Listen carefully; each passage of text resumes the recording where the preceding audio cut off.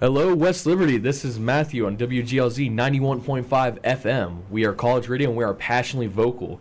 Today we're going to start to continue off the ZMC Sports when I still have Colin and Zach. How you guys doing? Good. I'm doing good. And today we have our first segment of we're having 3-part segments. First we're going to do the interview, so we're doing a little bit differently today. And we have Frida. Frida, am I correct? Yes. Okay. You broadcasting major, and you're a freshman this year as well? Yes. Alrighty. How you doing today? I'm good. Doing good. Yes. Alrighty. So we're going to ask you a couple of questions because you also play soccer. That's correct? Okay. Yeah. So just wanted to make sure. So first question I got here for you is who's your favorite teammate on the West Liberty team and why? Oh, there's there's a lot because I have there's different connections with everyone, I would say, because I have Eleanor and Perla, who are both Swedish like me, so I feel like, because I've known Perla the longest because I met her before I got here, so they're definitely up there. I mean, everyone's up there, but then I would probably say Corinne Westbrook, because we've gotten really close, and then Callie McCutcheon was my roommate until we moved apart, but yeah, I would say that those are definitely my top 4. Was that 4? I think. Sorry, I'm not very good at numbers, so it could have been 4, could have been 6. I don't know. Yeah. So my second question I got here for you is, what was your biggest moment in your athletic career? It could be either in soccer or something indifferent that you play, but what was your biggest athletic moment? There's 2 that really come to mind. So the first is soccer, and that was when my club team back home last year, we went undefeated in our league, and we qualified up to the 3rd highest league in Sweden. So that was definitely one of the biggest moments that I've had. And then when I was younger, I used to do taekwondo. Ooh. Yeah, so martial arts. And I won the Nordic Championships 3 times in a row. Oh my lord. So don't get on my bad side. That's So what is the amount of training that you had to kind of do with that? What kind of because I'm not very well known in taekwondo. The only thing I know anything in martial arts is I watch Cobra Kai, so that's about all I got. No, because I've always done a lot of sports, so especially when I was doing taekwondo, I think I was doing 4 different sports at that time. So I had practiced at least 1 per day, and then I had some days where I had 2 or 3. Oh my. So I feel bad for my parents, but I mean, it brought you here, so it brought me here. There's that. Yeah, but taekwondo training is mostly just there's a lot of stretching, and then sparring, I would say. All right. Well, I got 2 questions for you. My first one is, who did you idolize growing up as your favorite soccer player outside of the country Sweden? I would probably have to say Ronaldo, which is now it's an unpopular opinion because he is kind of just farming for money over in Saudi, but I forgot he's playing for that Saudi Arabian club. Yeah. No, but when I was younger and he played for United and Juventus, I would definitely say that he was a player that I looked up to. Okay, and so this is not sports related, but what is your favorite Swedish food? Okay, so I don't actually know the English word for it, but it's just okay. So imagine mac and cheese without the cheese. So it's just plain, just mac. Yeah. Just mac. So it's just plain macaroni. It's just mac. I guess the my chair won't go up. Right translation would be stewed macaroni, and it's basically it's eggnog. And it's it sounds crazy, but it's so good, guys. It's eggnog, it's milk, flour, and salt, and it's so good with meatballs. Well, that'd be a white macaroni then, So how y'all name everything after colors, and I don't really understand that, but yeah. How would you get with eggnog and mac and cheese? Eggnog, the spice. Oh. Okay. Oh. Yes. Okay. I forgot I was talking to 3 Americans. Sorry. I forgot I was talking to Americans. All right. You got your 2? Yeah. All right, I got 2 questions. The first one is, who is your favorite Swedish player and why? Okay, so female, Frida Lundburg. Yeah. I don't know how you would even say that in English, so I'm not even going to try. But she is a striker or winger, and she's just like very technical. She always plays a big part of like when the national team plays. She's always very involved in like goals and stuff. And she also recently transferred to my favorite club, Manchester United. So there you go. Let's from go. Barcelona, where she won like 4 Champions Leagues. Okay. So. There you go. Man. And then on the men's side, it would have to be Zlatan Ibrahimovic. Oh yeah, I know him. Yeah, Zlatan. Yes. Yeah, I know Zlatan. Have you seen his bicycle kick? Yeah, I used against to England? play FIFA 12, so I don't, yeah. Yeah, he's just like, his mentality too is just, it's actually insane to listen to because he just has so much confidence. But yeah, he's just a really technical player and I love him. That's really All right. good. Okay, so my second question is, what's been the biggest challenge moving from Sweden to the U.S.? Getting used to the food. Yeah. Or like, not even that. Like, I'm a pretty like chill person. I'll go with whatever happens. Like, I'm not really bothered by much. But I would definitely say like I miss eating real food, which sounds so mean. But like, We got real food here. Well, I think you're the just so first thing I ate here, I checked the ingredients and I saw Red 40, and my first thought was, oh, I'm gonna get cancer. Red 40. Yeah, my first thought was, oh, I'm gonna get cancer. That's great. No, you're good. Well, you're fine. It's So I wanted to ask a real quick question about like, have you ever tried a pepperoni roll yet? Ooh. No, because I don't like pepperoni. Oh no! Oh, Gotta be kidding me. They tried to get me to have one, but I hate pepperoni. You know, West Virginia. You're missing out, man. No, you know, the West Virginia is the only state that the FDA approves of having pepperoni rolls. Yep. To be sold commercially. Another reason why I feel like I shouldn't try it. No, it's What literally. do you mean? No, it's literally like a dinner roll. Yeah. It's just pepperoni and cheese, and that's Okay, literally so it. why In is the it middle. only approved in West Virginia? It's our thing. I don't know. Yeah. So when I've been around like different places or whatnot to talk to Yeah. people, I've always just been like, have you ever had a pepperoni roll? Nobody ever does unless you're around West Virginia. Yeah. It's the funniest thing Or even- ever. Well, they have like- them in Ohio and PA Yeah, too. or like southeastern, yeah. yeah. It's kind of like a valley thing, but there's also like it kind of like extends a little bit. Yeah. But Yeah. you go to Utah, they won't be there. no. Yeah, no, for sure. No, all my teammates have tried, or not all of them, but most of my teammates have tried to get me to have one.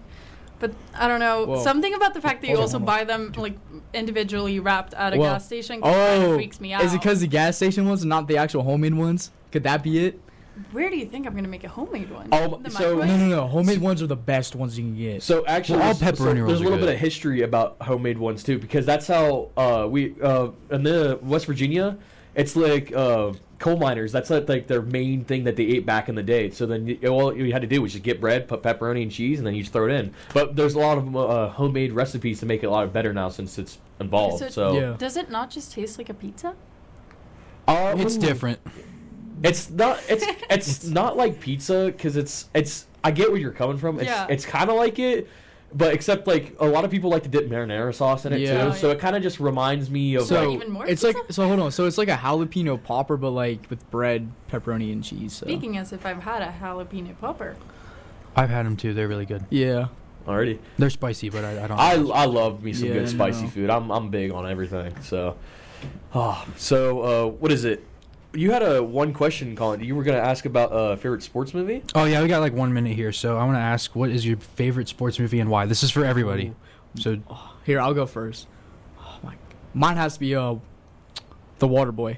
Bobby Boucher easily. Oh yeah. Easily, dude. Easily. mine's got to be the Mighty Ducks. Oh, dude, I love that movie. My favorite is The Greater. Not The Greater. Greater. It's basically just a real true story about a walk-on from Arkansas Razorbacks, and it's Brandon very- Bullsworth, Brandon R.I.P. Bullsworth. Guys, she's the man. It's horrible to watch because they play soccer so bad. Oh. Like they're so bad at soccer in the movie, but it's such a good So movie. it's like a Disney show, pretty yes. much. Oh, and okay. it's so good. Is it? I've only, never seen it. I'll have to check. Is it it only in Sweden? No, it's an American movie. I've never heard of it. out. No, you guys made it. You're the one that had it here. I've never heard I'm of just it. kidding. I don't know either. So. Okay, so Yeah. it's this girl who plays for a soccer team, and then the women's team gets shut down, so she moves and pretends to be her brother to play for another men's soccer team. Oh, so she Okay. goes like undercover. Yes. That's dope. So Nice. I got to watch it now. Well, thank you so much for joining us on this interview. I'm so glad that we had to get you on here, and thank you so much for spending the time here. Did you like this interview? Did you? I loved it. It was so great. Thank you guys so much for having me. You're welcome. Of course, you're welcome. And we're going to go cut to a quick break, and we're going to be talking about NBA with Zach leading it. So stay tuned on WGLZ 91.5 FM. We are college radio, and we're passionately vocal. Hello. Hello, West Liberty. This is Matthew on WGLZ 91.5 FM. We're college radio, and we're passionately vocal. We're going to get back onto our ZMC Sports talk, and Zach's going to be leading talking about NBA. So take it away, Zach. All right, so recent games, the Rockets played the Raptors. Rockets won 139 to the Raptors 121. The game leaders are Kevin Durant with 31 points, 5 boards, and 1 assist. At the age of 37, doing this is absolutely insane. Scotty Barnes for the Raptors got 31 points, 5 boards, and 2 assists. Almost at the identical stat line. Cavaliers are lost to the Boston Celtics by 20, 105 Cavaliers to 125 Celtics. The game leaders for that game was Evan Mobley with a double-double with 19 points, 11 boards, and 4 assists. Jaylen Brown for the Boston Celtics got dropped a 30 bomb by having 30 points, 5 boards, and also with 4 assists. The Magic lost to the Pistons, the Magic with 116, and the Pistons with 135. The game leaders for that game was Paulo Banchero with a double-double, 24 points, 11 boards, and 7 assists. Cade Cunningham with a double-double, 30 points, 6 boards, and 10 assists. The Atlanta Hawks won against the Brooklyn Nets, 117 to 112. Game leaders for that one was Jalen Johnson, 23 points, 7 boards and 5 assists, and Michael Porter Jr. with 32 points, 9 boards, and 2 assists. Michael Porter Jr., baby. I know, dude. And then I'm going to do 2 more games because there's way too many. You know what? The rookie for the Pelicans, Jeremiah Fears, even though they lost to the Denver Nuggets by so much. Oh, yeah. Because of 88 to 122. Jeremiah Fears, the rookie, 21 points, 1 board, and 6 assists. While Jokic, doing Jokic things, dropped a triple-double. 21 points, 12 boards, and 10 assists. And then the Portland Trail Blazers barely won against the Jazz by 2. Ooh. Drew Holiday, with his age, dropping 27 points, 5 boards, and 8 assists. While Lauri Markkanen, a small forward at 7 foot, dropped 32 points, 5 boards, and 2 assists. But the most exciting game, I think, for me is the LA Lakers winning by a buzzer beater from an Austin Reeves floater against the Minnesota Timberwolves, dude. Austin Reeves dropped 28 points, 1 board, with 16 assists. 16, wow. While Julius Randle dropped 33 points, 5 boards, and 6 assists. And Austin Reeves has been killing the NBA so far, dropping 34.2 points per game, 6 boards a game, and also with a flat line, 10 assists a game. So I wanted to notice something about when we were talking about a little bit about the Denver Nuggets. The Denver Nuggets, I kind of just seen kind of making a little bit of the history of like dropping like in the past 3 games like over like what 80 plus points against the other teams that they're going against. Right. I mean, it's very notable, and it's due not only with just Nikola Jokic, but with we just built around him. And we've got Cameron Brown, I think that's his name. We just got him back from recently, the first one to help us win the NBA championship. Well, not me winning it. My team in general, the Denver Nuggets winning it. And then you got other names. I mean, we got Jamal Murray, who's also been a very phenomenal playoff player. Yeah. And we have Christian Brown, who we just extended this year. And I just think that we're trying to build on that from off of last year to kind of like address the problem that we had. At least what I saw in the couple of games that I've watched was defense. We need to have something to answer for defense. Because great things come when you have a good, like, well-rounded team with some good defense. I mean, like, you can have all the players in the world to score on buckets or whatnot. You can have the Stephen Curry shooting all those threes or whatnot, whatever. But what is that going to amount to when you don't have something well-rounded as for your defense for your team? And I think the Nuggets are finally starting to build that around them right now. Yeah, you guys are looking good right now. You guys are 3-1 and 2-0 at home. So you got something. It's early, but you got something building. Plus, like with the Nuggets, dude, they have the same team except you guys picked up from the trade with. You guys trade away Michael Porter Jr. for Cameron Johnson, who's a really good two-way player. Can shoot the 3, can defend, 6'8", can play shooting guard, small forward, maybe even power forward sometimes.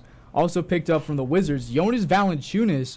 Well, I will say during the offseason when he did get signed, he was pushing to play for the EuroLeague, but I think to say that he is glad that he stayed and playing for the Denver Nuggets. And I think we kind of needed that help too to kind of get that little help for Jokic, because Jokic, oh my gosh, you keep putting him in like game situations where he's going to have to play the entire time, and I mean it's just tiring for just about anyone. I mean Nikola Jokic isn't superhuman, he has to get a break from time to time, and somebody has to fill their shoes in. Right. So, but kind of to note some other players, you're talking about Austin Reeves. How well has he been? Like obviously he's talking about the 27 points game and whatnot. But do you think he's going to keep keeping that factor up with him as the season goes on for the Lakers? I think so. Yeah, because the NBA implemented a new rule for if the player shoots a half-court shot, it does not mess up the player's field goal percentage.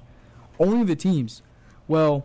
Also LeBron and Luka's out too. So I didn't hear about that. Yeah, they were out for the game when Austin Reeves dropped, 27 points and 16 assists, and then I think first game or first few games he's dropped 50 points back to back. That's crazy. Yeah. What is it? So how long do you think either Luka or LeBron's going to be out for? I didn't get to look into that. I think maybe a week or two, or maybe they're just sitting out due to load management, which. It's very common nowadays in the NBA because that's why, Kawhi Leonard, although he is very injury prone, he hasn't really played a lot because load management, but who knows. But I think when Luka and LeBron comes back, they should be good. They should be pretty good. And to talk about how, in this day and age, I mean, it's kind of old news, but I'm still appalled about how Luka Doncic, as a LA Laker, I mean, he was the franchise of the Dallas Mavericks, and all of a sudden they were just like, nope, we're going to trade him away and just go a different direction with him. And whatever, I'm not a GM, so I have no idea what they did it for. Yeah. It's just, to me, generational talent, and took that team to the NBA Finals. They didn't win. But they still went to the finals. They still went to the finals. Exactly. I mean, only when it gets to a notable Boston Celtics team with Jason Tatum. I mean, I don't know. Yeah. So... And plus, the reason why is because Luka, the owner, said, he was overweight. He was, 270 at one point. But now he's slimmed down a lot, and he's been balling. And plus, Nico Harrison had no idea how big Luka Doncic was for the fans. I think they had no idea. I thought Nico said something, too, about improving defense. Yeah. Or something. Because yeah. Well, I mean, I guess, Anthony Davis, he's a great addition to their defense. I'm not discrediting him at all, but... Antonio Davis is 28, 20. He's in his 30s. He's in his 30s. Oh, 35. Yeah. So that's when most players start reprogressing a little bit too. So it's kind of I don't know. And plus all rookies. So VJ Edgecombe, top 5 pick, averaging 22.3 points per game. 6 boards, 5.5 assists, and he's still in half. Number 1 overall pick, Cooper Flagg, dropping 13.4 points, 6 boards, 3 assists, a steal, and a block a game. Number 2 or 3 overall pick, Dylan Harper, dropping 15 with 5 boards, 5 assists, a steal, and so I think who do you guys? Well, we only have a minute left, so who do you guys think will win the Rookie of the Year? I'm just gonna go bank on Cooper Flagg. Still, I think he still has a lot of improvement to go with that team. I mean, he's gonna be utilized a lot more, and he's gonna have to. I mean, that's the reason why they have him on that pick. Whether I think he pans out well enough or not, I have no idea. But I think it's a very notable player to still ride on to win Rookie of the Year. Right. Before we move on, I do want to get you guys' opinions on the Pacers. They went to the NBA Finals last year, obviously, and they're getting to a little bit of a slow start here. They're 0-4 and 0-3 on the road. Yeah. Well, as you said, I mean, it's the beginning of the season, so we're just gonna have to kind of pan out with it and just kind of make sure, and then maybe we'll get some answers. It's just, and plus Halliburton's still out, so but they did sign Mac McClung though, so Mac McClung finally got a guaranteed deal instead of a 2-way. Alrighty, well that's the end of NBA. Thank you so much, Zach, for putting your insight on that. Yes, sir. And we're gonna go cut to a quick break, and then we're gonna be talking about the only thing that Matt Wright knows how to talk about. NFL. So stay tuned on WGLZ 91.5 FM. We are college radio and we are passionately vocal. Welcome back, West Liberty, on WGLZ 91.5 FM. We are college radio and we are passionately vocal. And now we're getting back into the last part of our segment and talking about NFL.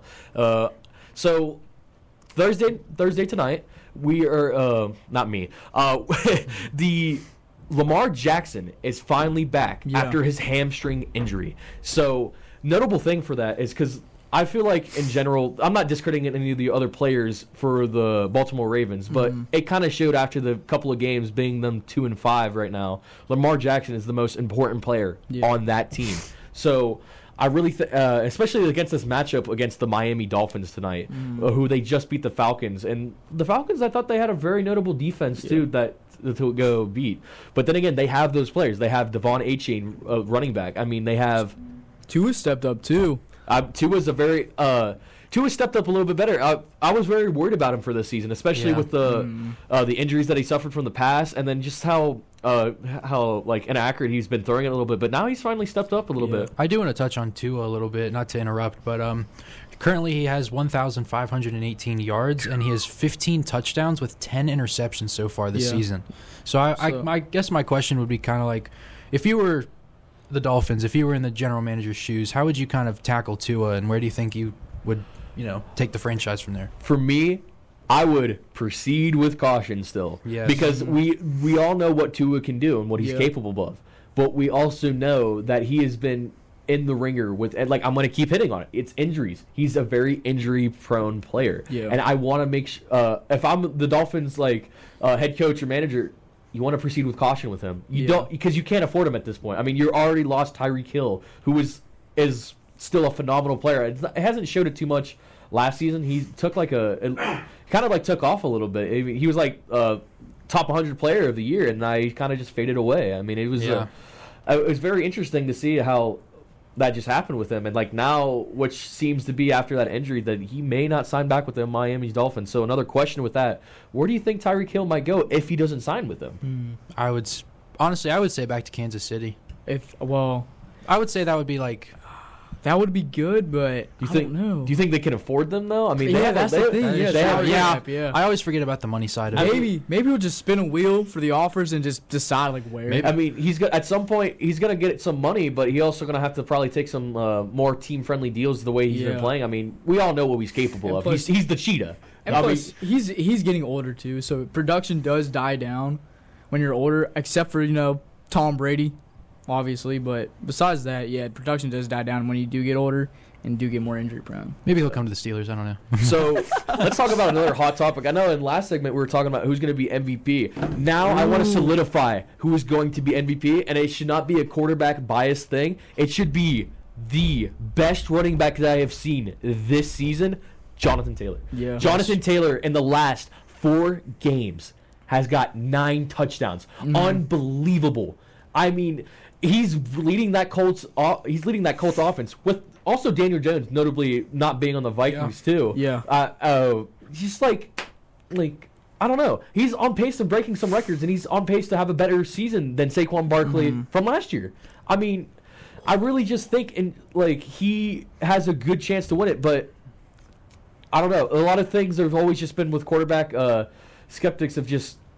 Quarterback's the most important position on the field. I don't doubt that. And plus, Jonathan Taylor is leading the NFL first with carries, yards, and touchdowns. First in 3 categories. Yeah, with 143 carries, 850 yards, with 12 touchdowns. Yeah. And a lot of people were wondering about how he was going to pan out this season, especially because last season he was injured. And he also had some very notable games to where he didn't play at his best.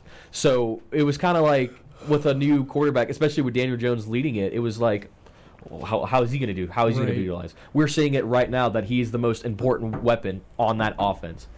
And plus, also, it's all because of the offensive line, too. You never discredit the offensive line. No. They've been stepping it up. They've been doing excellent for Daniel Jones, the receiving core, Jonathan Taylor too, dude. They've been doing really good, and also their defense as well. 7-1. I do want to talk about the Colts for a little bit. They do visit the Steelers this week, Sunday at 1:00. ESPN is reporting that the Colts have a 57.5% chance to win that game, which is a lot closer than I thought, considering they're 7-1 and the Steelers are now 4-3. Yeah. But like you mentioned, you said Jonathan Taylor, he had what was it, 9 touchdowns? Yeah, in his last four games. Yeah, he's got 12 total so far, 143 carries. Yeah, that's insane. Like we said, what I've heard on ESPN, we are witnessing greatness right now. Yeah. And I don't think it's showing slows of anything down. I think at this next game that he's going against the Steelers, I think he might have like more than like 2 touchdowns. I say for sure. What would you say is your prediction for that game? I think it's going to be close, but I don't think it's going to be like touchdown close. I'm thinking it's going to be like field goal. It could be a field goal. I was thinking kind of like a touchdown and a field goal with the Colts favored. Yeah. Go do like, I'd say like 27-10 or something like that. Yeah. Yeah, I could see the Colts really running away with this game. Obviously, I want to see the Steelers win. Yeah. Obviously, I just don't know if it'll be a close of a game as we think. I would say, kind of around where you are. I would say probably like maybe 30-14 or something. Yeah. So then the last thing I'm going to really talk about is Patrick Surtain's injury for the Denver Broncos. Dude. So he suffered a left pectoral tear, and he is on a candidate to be in IR. So he might miss to like 4 to 6 weeks in the game. It doesn't look very good for him for right now. But my question is, will the Denver's defense still hold up as what they are right now? I think so. Yeah, because with so. Hufanga and then the rookie Nick Benito, I feel like they should.